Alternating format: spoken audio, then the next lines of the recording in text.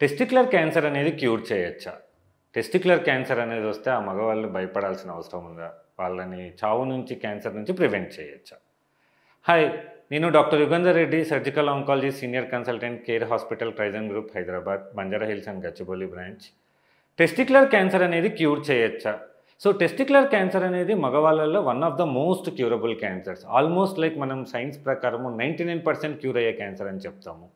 So testicular cancer అనేది diagnose అయితే భయపడాల్సిన అవసరం లేదు. జనరల్గా డాక్టర్స్ టెస్టిక్యులర్ క్యాన్సర్స్ని ఎలా డయాగ్నోజ్ చేస్తారు? యూజువల్గా ఎవరైనా అబ్బాయిలకు కానీ, మిడిల్ ఏజ్డ్ మెన్ కానీ, ఆర్ కాలేజ్ గోయింగ్ స్టూడెంట్స్కి కానీ, ఆర్ ఎల్డర్లీ పెద్దవాళ్ళకి కానీ ఒక టెస్టిస్లో స్వెల్లింగ్ ఉంది అంటే, వాపు వచ్చింది, పెయిన్ ఏం లేదు, అది స్లోగా పెరుగుతుంది అంటే జనరల్గా టెస్టిక్యులర్ క్యాన్సర్ అయ్యే ఛాన్స్ ఉంటుంది.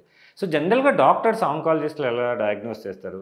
ఎవరైనా అబ్బాయిలకి అలాంటివి ఉంటే అలాంటి ఆంకాలజిస్ట్ దగ్గరికి వస్తే జనరల్గా మేము క్లినికల్ ఎగ్జామినేషన్ చేసి కొన్ని సైన్స్ ఉంటాయన్నమాట. ఆ టెస్టిక్యులర్ సెన్సేషన్ అనేది పోతుంది. అంటే ఆ స్వెల్లింగ్ నార్మల్గా మన టెస్టిస్ జస్ట్ మన ఫింగర్స్ మధ్యలో పెట్టుకొని ప్రెస్ చేస్తే ఒక టైప్ ఆఫ్ సెన్సేషన్ ఉంటుందన్నమాట, సికెనింగ్ ఆర్ పెయిన్ సెన్సేషన్.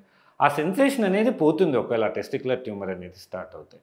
రెండోది ఏంటంటే, కామన్గా అల్ట్రాసౌండ్ స్కాన్ అనేది చేస్తాం అనమాట టెస్టిస్కి. సో ఆ టెస్టిస్ అంతా ట్యూమర్ లాగా మారిపోయింది అనేది మనం ఫైండింగ్ చేయొచ్చు. మూడో కామన్గా చేసే టెస్ట్ ఏంటంటే బ్లడ్ ట్యూమర్ మార్కర్స్ అంటాం. టెస్టిక్యులర్ క్యాన్సర్స్ అనేవి చాలా వరకు బ్లడ్ టెస్ట్లతోటి డయాగ్నోస్ చేయొచ్చు. ఈ రకంగా బాడీలో వేరే క్యాన్సర్స్ ఏవి అంత ఈజీగా డయాగ్నోస్ చేయలేము. సో అందులో alpha feto protein, beta HCG, AFP అనే బ్లడ్ ట్యూమర్ మార్కర్స్ తోటి మనం డయాగ్నోస్ చేస్తాం. టెస్టిక్యులర్ క్యాన్సర్ సస్పెక్ట్ చేసినప్పుడు మనం ఎప్పుడు నీడిల్ టెస్ట్ బయాప్సీ అనేది చెయ్యము. So this is main important thing. ఎవరైనా తెలుసుకోవాల్సింది ఏంటంటే, మిగతా క్యాన్సర్స్లో బయాప్సీ చేస్తేనే క్యాన్సర్ కన్ఫర్మ్ అవుతుంది. సో టెస్టిక్యులర్ ట్యూమర్స్లో మాత్రం ఈ బయాప్సీ, ఎఫ్ఎన్ఏసి, నీడిల్ టెస్ట్ అనేది అసలు చేయకూడదు అనమాట. సో ఇది only clinical examination by special oncologist, ultrasound scan or MRI if అవసరమైతే, లేదు ఈ బ్లడ్ ట్యూమర్ మార్కర్స్ తోటి మనం డయాగ్నోస్ చేసి సర్జరీ చేసేసి ఆ టెస్టిస్ ట్యూమర్ మొత్తాన్ని ల్యాబ్కి పంపించినాకనే మనం టెస్టిక్యులర్ క్యాన్సర్స్ అనేది కన్ఫర్మ్ చేస్తాం. And most of the times ఈ టెస్టిక్యులర్ క్యాన్సర్స్ డయాగ్నోజ్ అయ్యేసరికి 80% to 90% ఫస్ట్ స్టేజ్లోనే ఉంటారు. సో వీళ్ళకి సర్జరీ తర్వాత ఏం ట్రీట్మెంట్లు అవసరం ఉండదు కూడా చాలా మందిలో.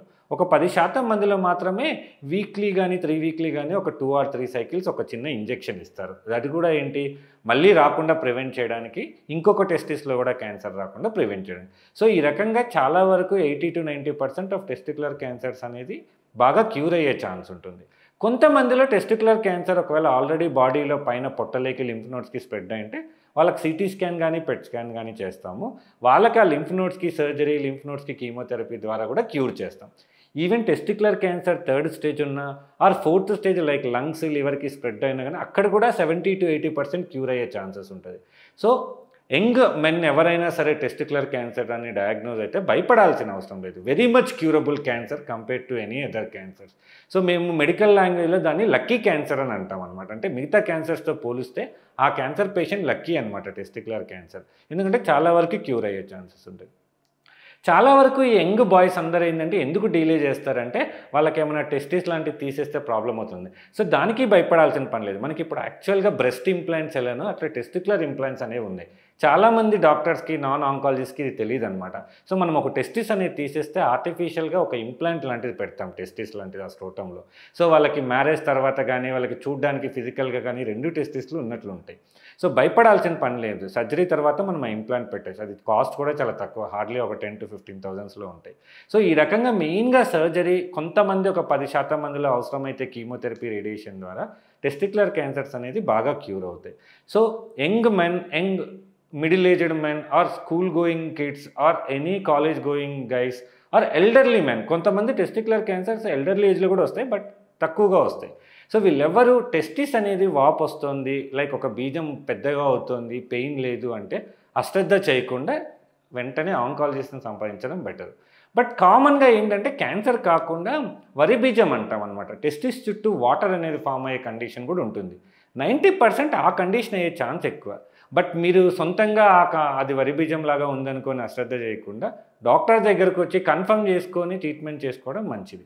సో అందరికీ చెప్పేది ఏంటంటే, టెస్టిక్యులర్ క్యాన్సర్స్ అనేది అర్లీగా గుర్తిస్తే 95 to 99% క్యూర్ అయ్యే ఛాన్సెస్. సో వరీ అవ్వాల్సిన పని లేదు.